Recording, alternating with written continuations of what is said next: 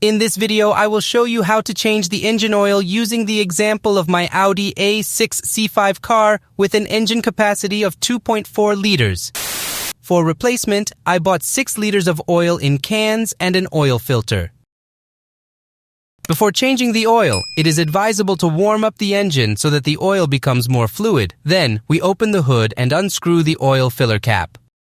In the next step, unscrew the plug of the engine pan and drain the oil. To do this, unscrew the bolt in the pan with a suitable head and substitute a container into which oil will drain from the engine. Be careful while doing this as the oil might be hot. Also, keep in mind that not all of the oil will drain out completely, as a small portion will remain on the engine parts, in the oil pan and in the cylinder head. I drained out 5 liters of oil and then placed a second container. After that, we proceed to unscrew the oil filter, which, as you can see in my car, is located near the oil pan. I managed to unscrew the filter by hand with a little effort. There's no need to unscrew it all the way. Let the remaining oil drain out first. While the oil is draining, I want to show you what the oil pan drain plug looks like. As you can see, it's a regular bolt with a copper washer, so make sure to check its presence. Over time, this washer needs to be replaced, but since I don't have any oil leaks, I'll leave the old washer in place. Now that the oil has stopped draining, we can fully unscrew the oil filter.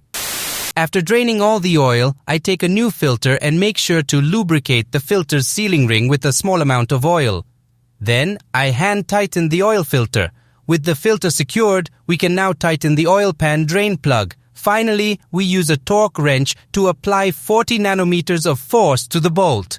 After completing all the steps, we can pour the new oil into the engine. To avoid spills, we can use a funnel. I poured in 5 liters of oil and will add the remaining amount while monitoring the oil level using the engine oil dipstick.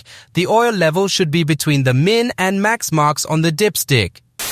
Next, on the final step, we start the car and monitor the oil pressure lamp on the dashboard. After starting the engine, the indicator should turn off. As you can see, I don't have any warning lights on the instrument panel, which means everything is fine and we can turn off the engine.